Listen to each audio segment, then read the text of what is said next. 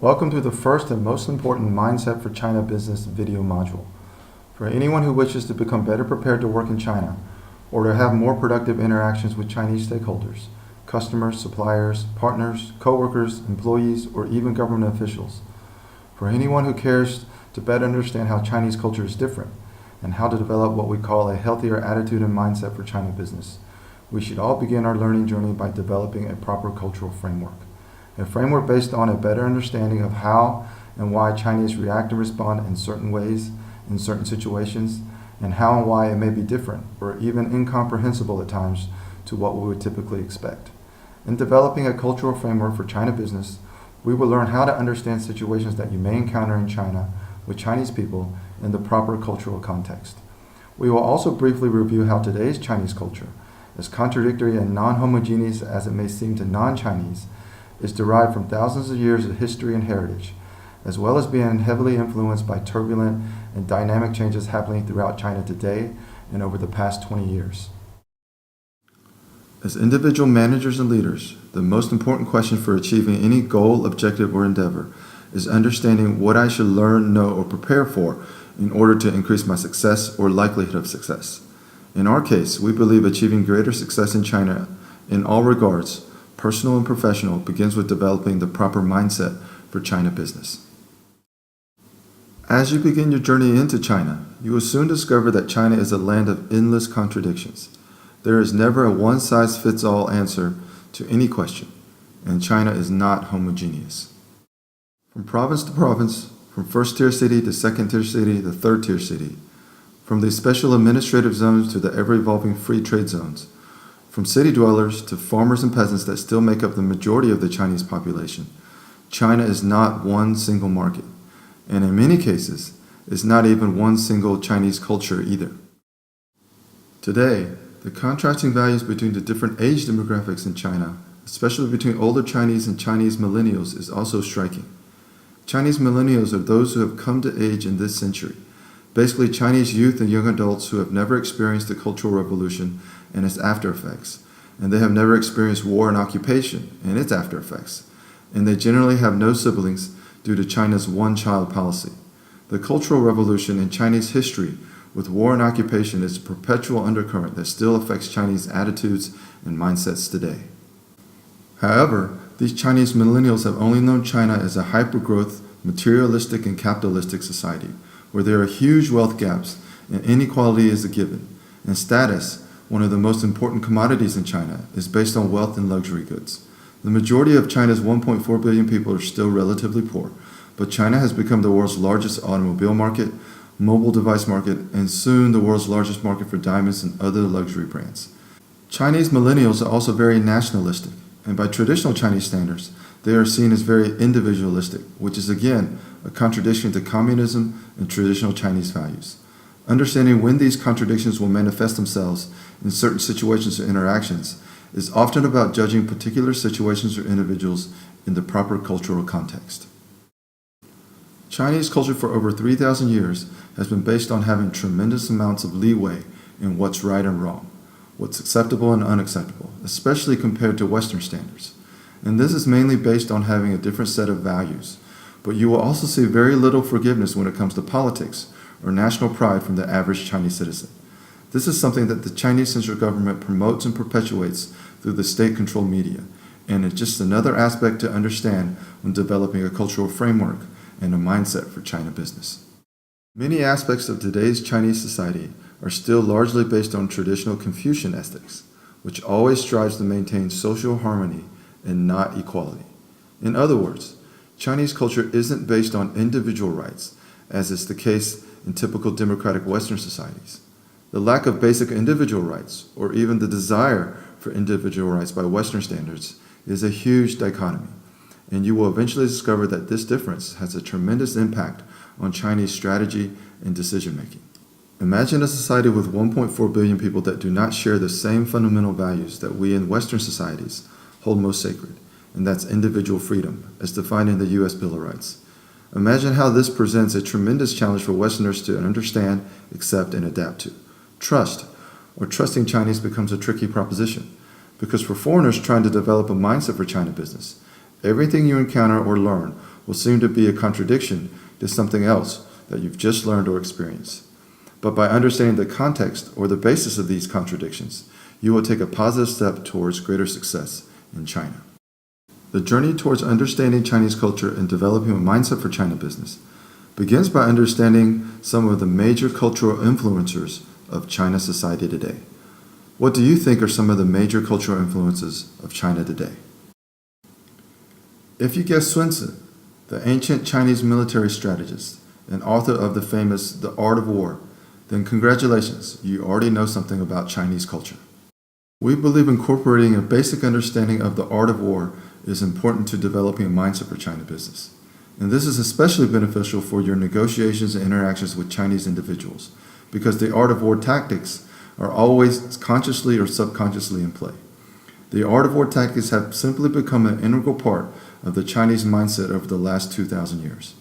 We all know that the art of war strategies and tactics are now incorporated into many global business, marketing, and sales strategies. But what we want to do here is to extrapolate it further as a major cultural influence. It is about how Chinese manage or create perceptions to gain a tactical or competitive advantage. This cultural element further extends into the Western concept of truth and what it means to be truthful in your communications. Be careful when you ask questions and discover that you have been deceived or misled, as it is often more important in Chinese culture to give face with a response than to articulate the truth. Sometimes a sign of weakness creates a tactical advantage, and sometimes patience can cause a competitor to reveal something or to overextend a position. And sometimes Chinese colleagues or subordinates will consciously or subconsciously incorporate the art of war tactics to gain a political advantage. The negative impacts of these ramifications can also be minimized or even turned into an advantage if you can understand behaviors in the proper cultural context and make other mindset adjustments. For example, placing a higher priority on developing Guanxi relationships and always giving the proper amount of face. What else is also a major cultural influencer? If you said Confucius, then this clearly demonstrates that you have some perceptions about China and Chinese culture. But what do you really know about Confucianism? And what is the lasting influence of Confucianism on today's modern Chinese business culture? Actually, there have been many significant cultural influences over the past 3,000 years of Chinese history that still have a profound influence on today's Chinese values, ethics, and etiquette. In addition to Confucianism, there's also Buddhism, Taoism, and Zen, a school of Buddhism that developed in China during the 6th century. But we believe Confucianism has had the most meaningful influence on the mindset of China business today. Confucius, or Confucianism, is one of the most influential for several reasons. First, it is the Chinese desire for maintaining harmony. Though it may seem contradictory at times, any engagement in Chinese is generally better off when all parties strive for harmony. Confucius arranged divisions in Chinese society as a means of achieving and maintaining social and political harmony. Conflicting interests are inevitable, but to strive for win-win outcomes and mutually beneficial relationships should always be the first priority in any long-term partnership. Then there is what seems to be a highly bureaucratic and inefficient Chinese management system, especially in Chinese state-owned enterprises. Respect for hierarchy is one of the cornerstones of Confucianism. Confucius divided society up into different hierarchical groups to maintain social harmony, which is translated into a system and now culture of collectivism, as opposed to Western societies that center more on the individual. We will elaborate more on these concepts as we begin to develop our cultural framework. The final major cultural influencer of modern China is, of course, Mao Zedong, also known as Chairman Mao, founding father of the People's Republic of China. Chairman Mao was basically the leader, the cult of personality that led, or should I say orchestrated, the world's most populous nation during the last century into what many would define as the most successful example of communism. During the last century of near constant war, upheaval, invasion, revolution, starvation, occupation, and even isolation, Mao Zedong was the central figure responsible for the fate and destiny of 1 billion Chinese. How many of you were born between 1966 and 1967? The current generation of Chinese leaders in their 40s and early 50s all had parents that went through the Cultural Revolution. Imagine how this generation of Chinese parents taught their children, and try to imagine what effect it had on the values and mindsets of an entire generation of Chinese leaders today. The stated goal of the Cultural Revolution was to enforce communism by removing all capitalist, traditional, and cultural elements from Chinese society, and to impose a Maoist orthodoxy within the party. This movement paralyzed China politically, economically, and socially for over a decade, and even led to famine and starvation for millions of Chinese people. Mao Zedong alleged that bourgeois elements were infiltrating the government and society at large, and he insisted that these revisionist elements be removed through violent class struggle. China's youth responded by reforming Red Guard groups around the country. Sons turned against fathers, and brothers turned against brothers. Large segments of the population were forcibly displaced. Historical relics and artifacts were destroyed, and cultural and religious sites were ransacked. Keep in mind, this was not an event of some kind. This is what happened to the Chinese people for an entire decade, for an entire generation.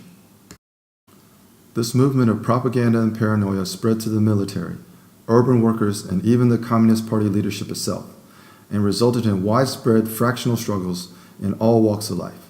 Even in the top leadership, it led to a mass purge of senior officials who were accused of taking a capitalist road, including most notably Deng Xiaoping, the reformist leader of China after Mao's death that led to the opening of China. So, as with any modern culture, there are countless cultural influencers, and this is especially true in a country such as China, which has had such a long and complex history. China is much less homogeneous than, say, Japan or Switzerland, which makes developing a cultural framework all the more challenging. The final cultural influencer of modern China worth mentioning here are all the cultural imports from the West, and especially from America. Very few luxury goods manufacturers don't see China as the most important market outside of their home market. This begins with Apple, which recently signed a deal with China Mobile, which has more mobile phone subscribers than there are Americans, to Hollywood, which now makes versions of its movies especially for the Chinese market. And if you don't believe it, watch the Chinese version of Iron Man 4. It's in English, but there are famous Chinese actresses and actors speaking Chinese in certain scenes that seem to be completely unrelated to the main storyline. When we talk about a cultural framework, we always begin by understanding what it means to put things into proper cultural context. Our perceptions or misperceptions are way too often out of context with the local culture.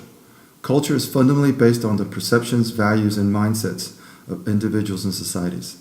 So it's important to understand that a large chasm exists between Western culture and Chinese culture.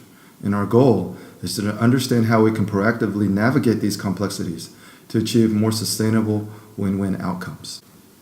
If we do not understand the Chinese mind and adjust our mindset in our interactions with Chinese, we will always be at a disadvantage, even when Porter's 5 forces say we have more bargaining power. Because you see, the Chinese mindset and perspective drives their tactics, strategies, and decision-making. It is also the foundation for their cultural and business norms. And then what we perceive become our perceptions or misperceptions. Our perceptions then drive our responses and how we interact. It forms the basis of our strategic thinking and decision-making. We believe perceptions that are out of context can lead to poor decision-making and cause long-term business goals and objectives to suffer. So developing a mindset for China business means developing a framework of understanding for Chinese culture and to anticipate as opposed to react negatively towards your interactions with Chinese in your journey into China. Everything in China revolves around Guanxi, so we will begin by discussing Guanxi as the main consideration for developing a cultural framework for China business. But what is Guanxi? Isn't Guanxi the same as developing personal relationships, which we have to do in any culture? One way to think of the Chinese meaning of Guanxi is to take the strategic approach in which all stakeholders must be considered. In a stakeholder management approach, all stakeholders, from suppliers to competitors, and even the environment, are taken into consideration. This is the closest analogy to how all-encompassing Guanxi is in Chinese culture.